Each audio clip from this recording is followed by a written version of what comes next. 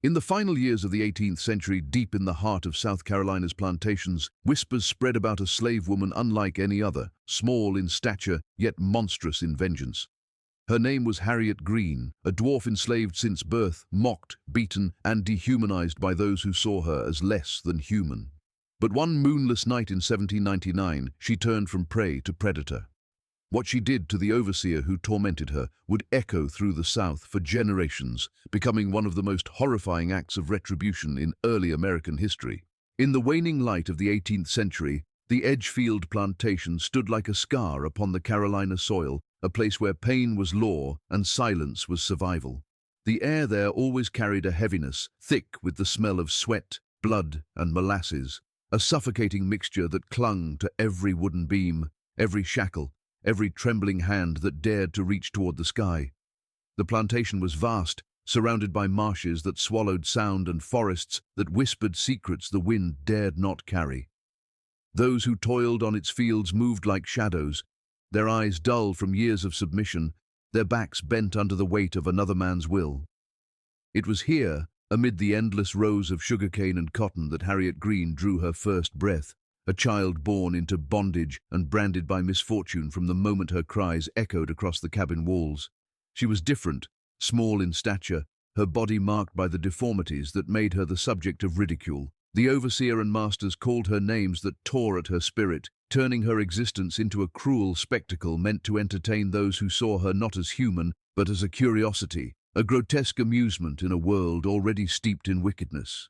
From her earliest memories, Harriet knew no comfort, except the rare warmth of those who shared her suffering. The other slaves treated her gently, as if aware that her small frame carried more than just physical pain. It carried humiliation, isolation, and the relentless awareness that she was an easy target for cruelty. The overseer, a man whose heart had long since rotted from greed and whiskey, took particular delight in her presence. He would force her to perform tasks impossible for her body, making her haul water barrels larger than herself or climb the scaffolds of the barn just to provoke laughter from the watching field hands. When she failed, which was inevitable, his whip sang its hateful tune across her back, and the air would fill with the sharp crack of leather and the muffled cries she tried so hard to swallow. He called her his little puppet, a creature made for mockery, and when the nights grew long and the liquor heavy in his veins, he would summon her for his twisted amusements, forcing her to dance or crawl for scraps like an animal before dismissing her back to the dirt she was born in. The plantation itself seemed to reflect this cruelty. The soil was dark, almost black, as though it absorbed every drop of blood spilled upon it. The cabins were cramped and stifling, built low to the ground so that even those of average height had to stoop as they entered. But for Harriet, even that confined space offered no comfort. She often hid behind the walls at night, listening to the murmurs of those who prayed for deliverance, her small hands clutching the remnants of a doll made from scraps of burlap. She had never known a world beyond the plantation's borders, but sometimes she would stare toward the tree line, imagining that beyond it lay a place where no one laughed at her, where the sun touched her skin without the overseer's shadow following close behind. Yet day after day, the whip cracked, the fields called, and her world remained a cage woven from screams and sweat. Harriet's mother, long dead by the time the girl reached her 12th year, had once told her that God made everyone for a reason, that even the smallest creature could carry the strength of a storm if angered enough. Those words stayed buried somewhere deep inside her, dormant, waiting. Years passed, and the overseer's cruelty only deepened. He grew older, meaner, and more reckless with his punishments, taking a particular pleasure in targeting those least able to resist him. Harriet became his favorite subject, his symbol of power and dominance over what he considered weak and broken. The other slaves could do little to protect her. They had seen what happened to anyone who interfered, and the scars that marked their bodies told the story better than any words could. But in the quiet moments, when the overseer's laughter faded and the night pressed down like a suffocating blanket, Harriet's bitterness grew roots. The anger that had once been tears began to harden into something darker, colder, and more dangerous. The days on the plantation blurred together, fields stretching endlessly, overseers barking commands, the crack of the whip echoing across the cane rows like thunder. Yet within Harriet's small frame, a strange resilience simmered. Each insult, each lash, each forced humiliation added another layer to the storm building inside her. The plantation thought it had broken her, but what it had truly done was forge something unyielding beneath the surface. She began to watch, to listen, to learn the patterns of those who believed she was too insignificant to notice. She knew when the overseer drank the heaviest, when he stumbled from the main house into the night, when his voice slurred and his steps faltered. She saw how his arrogance made him careless, how the men who feared him also despised him quietly, their eyes betraying the hatred they dared not speak aloud. The swamps surrounding Edgefield became Harriet's secret refuge. There, hidden beneath the curtain of moss and reeds, she would crouch and practice with tools she stole, small knives, rusted nails, anything sharp enough to remind her that she still had control over something. The frogs croaked, and the crickets screamed in the darkness, and she whispered to herself the names of those who hurt her, letting each repetition feed the quiet fury she no longer tried to suppress. To the overseer, she was nothing more than a crippled joke. To herself, she was becoming something else entirely, a force that would no longer cower beneath the whip. By the time 1799 arrived, the plantation had begun to change in subtle, uneasy ways. The other slaves noticed how Harriet no longer flinched when the overseer approached. Her silence was different now, not the silence of fear, but of something waiting, patient, and deliberate. The fields grew heavy with summer heat, and the nights seemed to hold their breath as if the land itself sensed that something unnatural was beginning to stir among them. The overseer continued his cruelties, blind to the shift in the air, blind to the hatred that watched him from the shadows. And beneath the swaying trees and moonlit rows, Harriet Green, small, scarred and silent, waited for the night when the laughter would stop and the soil of Edgefield would finally drink the blood of its master. Harriet's life on the plantation was a theatre of mockery where every day unfolded as another act of humiliation crafted by cruel hands. From the moment she was old enough to carry a bucket or kneel in the fields, the overseer made her existence his private sport.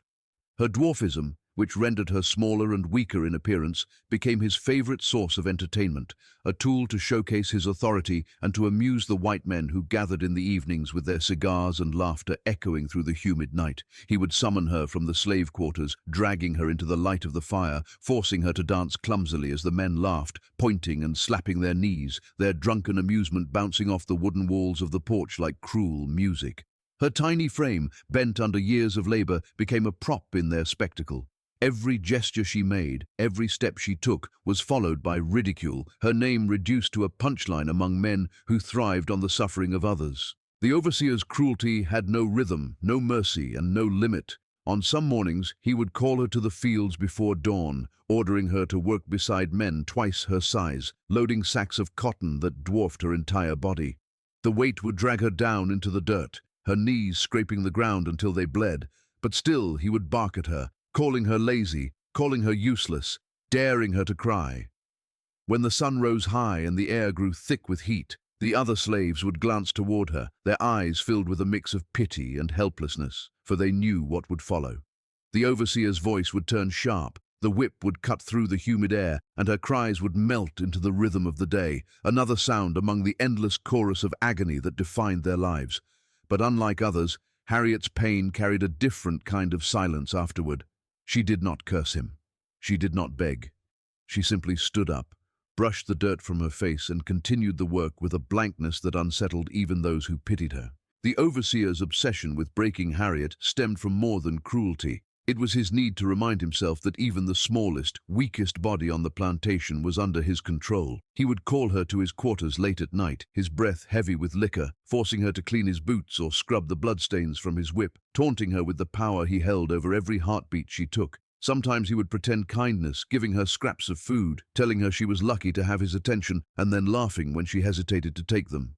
Other times his temper would flare without warning, and she would find herself thrown to the ground, the heel of his boot pressing against her ribs until her breath came out in wheezing gasps. The physical pain was terrible, but what cut deeper was the laughter, the mockery that followed her everywhere she went, the constant reminder that in their eyes she was something less than human. Despite all this, there was a strange endurance inside Harriet that none could name. The more she was humiliated, the more she learned the ways of her tormentors. She memorized the overseer's habits, the way his voice slurred when he drank too much, how he always carried the same knife at his belt, how he limped slightly on his left leg after an old injury. She watched him with a quiet, unsettling calm, her eyes dark and steady as though she were recording every detail for some purpose no one yet understood. The other slaves noticed her silence, the way she had stopped weeping at night, and they whispered among themselves that something had shifted inside her, something that was no longer afraid. She began to move differently, slower but more deliberate, as though every step she took was part of a plan only she knew. There were moments when the overseer's cruelty took on new forms. He would gather the other slaves and force Harriet to stand on a crate in front of them, mocking her for her size, making jokes about her deformity as the others stood in silence, their eyes lowered to the ground. He wanted them to laugh, to show that his dominance extended through them as well, but none did. Their silence angered him, and he would strike her harder for it, accusing her of infecting the others with defiance. The lash would fall again and again, tearing open old scars, while the night wind carried her muffled screams through the cane fields. Yet even then, in her pain, she would not look away. Her gaze would lock on him, her breathing shallow but steady, and in those dark eyes there was something that unsettled him, though he would never admit it. It was not the look of a broken slave. It was the look of someone who had already decided his fate. The days dragged on, and the overseer's cruelty became a routine that even he no longer found thrilling.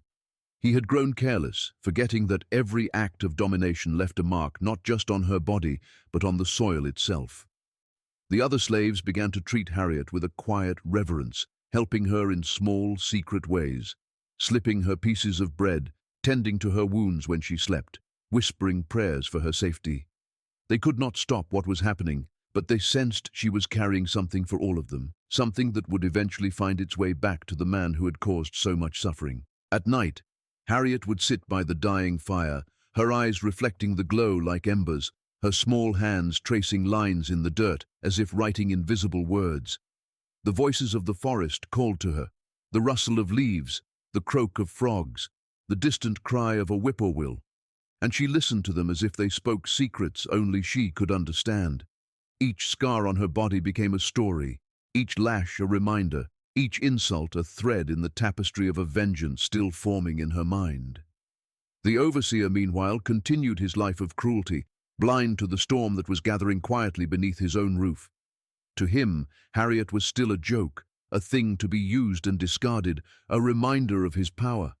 But beneath that fragile illusion, the balance of power had already begun to shift, and the laughter that once filled the plantation at her expense was starting to sound hollow, like the final echo before silence. The night that would alter the course of Edgefield's grim history began like many others, with the heavy air thick from the day's heat and the distant hum of crickets vibrating through the darkness. The moon was hidden behind a wall of clouds, leaving the plantation cloaked in a suffocating blackness broken only by the flicker of lanterns in the overseer's quarters. The fields, usually alive with whispers of the enslaved returning to their cabins, were eerily silent, as though the land itself sensed the weight of something waiting to happen. The overseer, drunk as always, staggered from the main house with a bottle in hand, his boots dragging through the dust, his laughter a low, slurred sound that grated against the stillness. Inside the cabins, the others kept their doors shut, their lamps dim, pretending to sleep though every ear strained toward the sound of his voice. Harriet knew his routine better than anyone. She knew the hour he left, the way he always paused by the water pump, the exact path he took through the quarter when his rage and drunkenness sought someone to torment. Tonight, however, she was not the prey he imagined her to be. Tonight, she was waiting. She sat in the corner of her cabin, small and motionless, her hands wrapped around the handle of a rusted knife she had taken from the tool shed days earlier. The blade was dull, nicked and uneven, but to her, it gleamed like justice. She had spent nights sharpening it against stone, whispering to herself as the metal screeched, the rhythm of the motion like a chant. Every scrape of steel against rock was a memory. Each lash, each taunt, each moment she was forced to dance for the amusement of men who saw her as nothing but a freak of nature. Her breath was steady, her heart no longer the frantic drum of fear, but a slow, deliberate rhythm. She had waited years for this night, feeding the flame of her rage in silence while pretending submission. And now, with the air thick and the overseer's footsteps drawing closer, the flame had become an inferno that nothing could extinguish. When his shadow finally fell across the doorway, Harriet did not flinch. He kicked open the door, as he had done countless times before, his laughter spilling into the room like poison. He cursed at her, ordering her to get up, to fetch him more drink, to sing him a song like a pet he could mock. She rose slowly, the knife hidden beneath the folds of her skirt, her eyes fixed on the dirt floor. He reached for her, the stench of whiskey heavy on his breath, his hand gripping her arm with the casual cruelty of a man who had never known resistance. In that moment, time seemed to narrow, the air between them thick and electric. Harriet's small fingers tightened around the knife, her pulse steady, her gaze lifting just enough to meet his eyes. What he saw there froze him, a darkness deeper than fear, a silence that spoke of something irreversible. Before he could react, the blade flashed upward, slicing through the shadows, and the sound that followed was sharp and wet, a sound the walls would remember long after both of them were gone. The overseer stumbled backward, a choked gasp escaping him as blood blossomed across his thigh. He stared at her in disbelief, confusion mixing with rage, but before he could speak, she struck again, this time lower, more precise.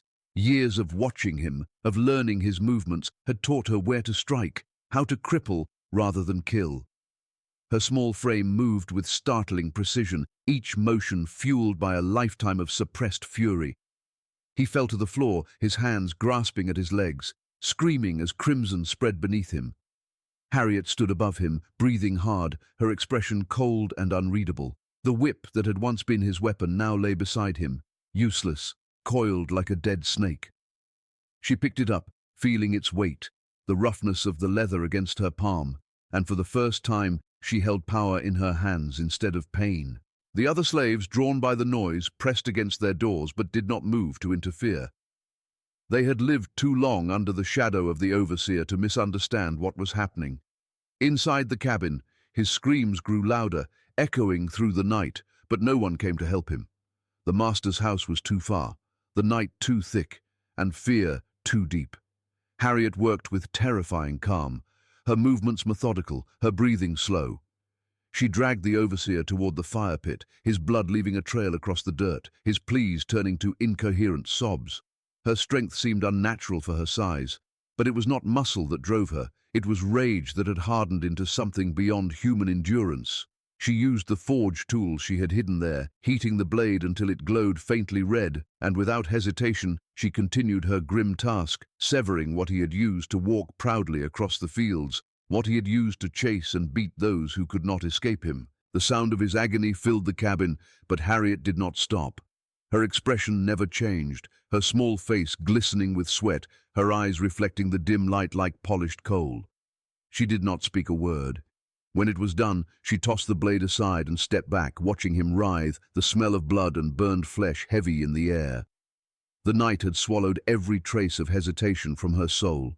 The overseer, once a towering figure of cruelty, now lay broken before her, crawling, gasping, trying to comprehend the reversal of power. Harriet stood over him, silent and unmoving, a small silhouette against the faint glow of the forge. The plantation that had known only the overseer's voice now heard another sound, the slow, deliberate drag of his body as she forced him to move, to crawl, to feel the same degradation he had inflicted on her and countless others.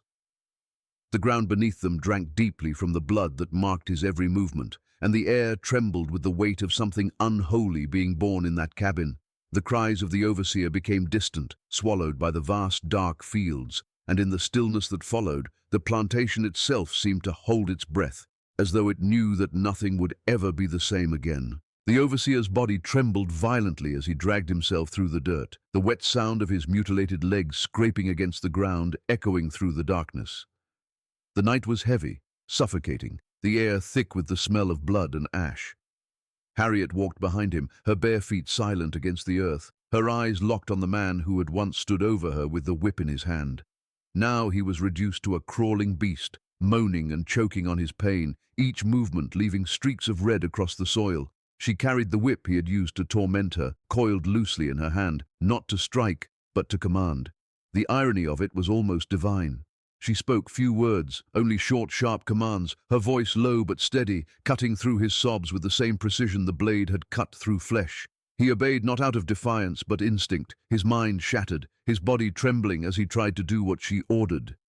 Every time he faltered, she would lift the whip slightly, and though she did not strike him, the memory of its sting was enough to make him move again. The other slaves watched from the shadows, silent witnesses to the unthinkable. They stood behind their cabin doors, peering through cracks, afraid yet unable to look away. They saw the overseer crawl across the yard, his cries muffled by the night, and they saw Harriet, small and calm, her expression carved from something harder than stone. No one dared to interfere, not from fear of punishment but from awe. They had seen defiance before, small acts of rebellion that ended in death. But this was different. This was retribution in its purest form, something that seemed to rise not just from Harriet's soul, but from the land itself, as though the earth had chosen her to speak for every drop of blood it had soaked in silence. The overseer's voice cracked as he begged for mercy, his words slurred with pain, but Harriet's face remained blank, her gaze fixed on the road ahead. Each time he collapsed, she gave him a moment, then commanded again, forcing him to move forward. The night became a procession of agony, each crawl a confession, each groan a penance carved into the dirt. As they moved beyond the cabins and into the open fields, the stars began to break through the clouds, their faint light glinting on the overseer's sweat-soaked skin. The fields that had once been his kingdom now stretched before him like an endless punishment. The rows of cotton and cane swayed gently in the wind, whispering like ghosts bearing witness to the fall of their tormentor. The overseer's hands clawed at the soil, his nails breaking, his breath coming in short, wet gasps. Harriet followed him, her body steady, her movements measured. Every few steps she paused, glancing toward the horizon, her mind lost somewhere between rage and revelation. To her, this was no longer about revenge. It was about balance, about forcing him to feel what no whip could ever deliver. She wanted him to understand the taste of helplessness, the crawling humiliation of being at the mercy of someone who did not see you as human. The whip in her hand was a symbol now, a dark crown of justice, and she held it not with pride, but with certainty.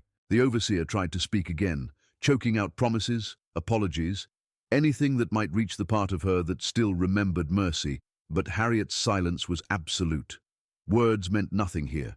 The language of pain had become their only form of communication, and he spoke it fluently through his screams. She watched his struggle with cold detachment, her mind drifting back to the countless nights he had made her crawl on the ground for amusement, the laughter that had filled the air as she was forced to mimic an animal for his pleasure.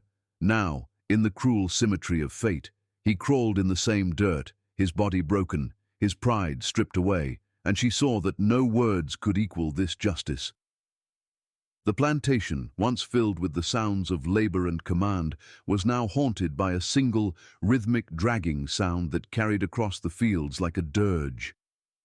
When they reached the old whipping post at the edge of the clearing, the overseer collapsed, his body shuddering uncontrollably. The post stood tall and silent, a relic of years of punishment, its wood darkened by the stains of old blood. Harriet stared at it for a long moment, her face unreadable, then looked down at the man at her feet. He had once stood by this post with the whip in hand, laughing as he drew screams from the backs of the helpless. Now he lay there, unable to stand, unable to beg, his own body the offering. Harriet dropped the whip beside him, the sound of it hitting the ground sharp and final. She reached down, not in pity, but in ritual, and touched the earth beside him, pressing her fingers into the soil until dirt filled the cracks of her skin. The land felt warm beneath her hand, alive in a way she had never noticed before. It seemed to hum softly, as if responding to what it had just witnessed. She forced him to kneel, his body trembling violently, and for a moment the wind died completely, leaving them in utter stillness. The overseer's breath came in ragged bursts, his eyes rolling toward her with terror that bordered on disbelief. He tried to raise a hand as if to plead, but it fell uselessly back to his side. Harriet looked at him for a long time, her small frame casting a long shadow over his broken body. In that moment, she was no longer a slave, no longer a figure of ridicule. She was something else entirely, a living judgment carved from every injustice that had gone unpunished, every scream that had gone unheard. Around them, the air seemed to vibrate with tension, as if even the night hesitated to move. The overseer let out one last choked cry, a pitiful sound that vanished into the wind, and Harriet turned away, her expression empty, her hands streaked with his blood. Behind her, the fields lay silent, the cabins still, the stars flickering faintly above, as though uncertain whether to shine upon what they had just seen. The sound of his labored breathing followed her as she walked, fading slowly until it was no more, leaving only the rustle of the wind through the cane and the faint scent of iron that hung heavy in the air. Long after the blood had dried and the overseer's cries had vanished into the wind, the story of what happened on that moonless night refused to die. It lived in whispers that crept through the slave quarters, passed from trembling lips to wide, fearful eyes, carrying both dread and awe. The plantation itself changed after that night.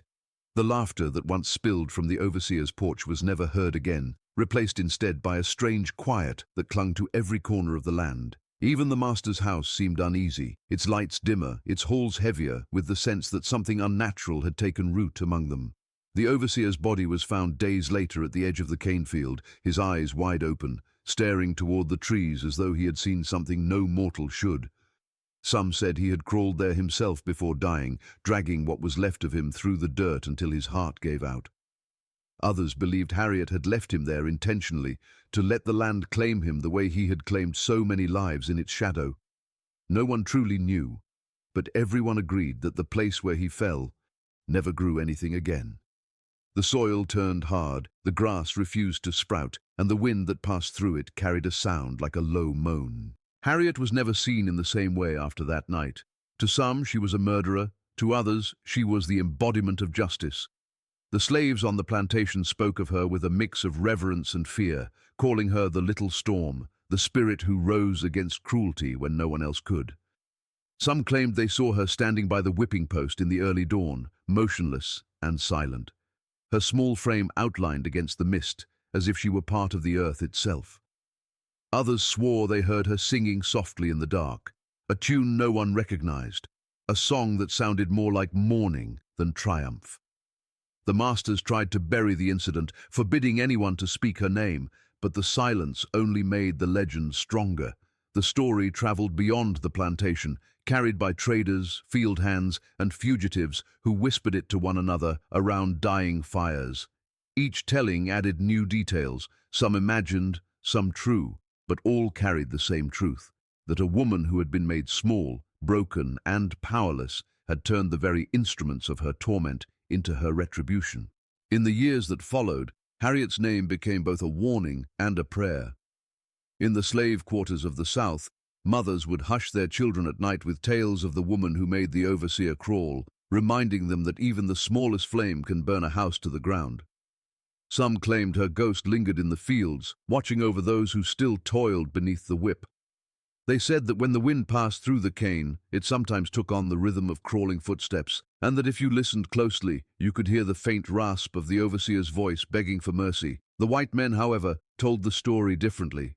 To them, Harriet became a monster, a figure of horror whispered about in the same breath as curses and bad omens. They said she had been possessed, that the devil himself had given her strength to commit her act. Preachers warned that her spirit roamed the plantations at night, punishing any overseer who dared to raise a whip too freely. Fear grew among them, not just of rebellion, but of something more primal, the idea that the land itself could turn against them, that the ghosts of those they had broken might one day rise in bodies of flesh and bone. As time passed, the plantation began to rot from within. The fields yielded less each season, the workers moved slower, and the air seemed thicker, as if choked by unseen hands. The whipping post stood untouched, its surface cracked and splintered, avoided by everyone. No one dared to replace it, for they believed Harriet's spirit guarded it, waiting for any who might try to resurrect the cruelty it symbolized. The master himself grew paranoid, drinking more heavily, locking his doors at night, his dreams haunted by visions of a small woman standing at the foot of his bed. He claimed to hear footsteps outside his window, dragging sounds that stopped just beneath the sill, followed by silence so heavy it made the walls groan. Servants whispered that he was losing his mind, but none dared to tell him that what he heard was not madness. It was memory, alive and breathing, demanding acknowledgement. The years turned to decades, and Harriet's story spread far beyond the borders of South Carolina. Runaways carried it north. Abolitionists spoke of it in hushed tones as proof of the brutality that bred such acts of vengeance, and ghost tellers along the riverbanks wove her name into their night songs. Some said she escaped after the overseer's death, disappearing into the swamps where no one dared to follow. Others insisted she was caught and hanged in secret, her body buried in unmarked ground. But even those who claimed she died could not explain the strange occurrences that followed. Travellers who passed near Edgefield at night spoke of lights flickering among the trees, of the sound of chains dragging across the ground though no one was there. Horses refused to cross certain paths, and dogs howled at the wind for no reason anyone could see. It was as if the land itself remembered what had happened and refused to let the memory rest. Generations later, long after the plantation had crumbled and the fields had been reclaimed by wild grass, people still avoided the place after dark. The locals called it the walking field, for they said that on nights when the air was still and the sky was without stars, you could hear the sound of footsteps, slow, uneven, dragging through the dirt. Some claimed they saw two figures moving across the field, a tall, broken man crawling through the soil and a small woman walking behind him, silent, her shadow long and thin beneath the moonlight. The old folks said that Harriet never left, that she became part of the land she had suffered on, a guardian and a warning all at once. Her vengeance had turned into legend, her name into an echo that refused to fade.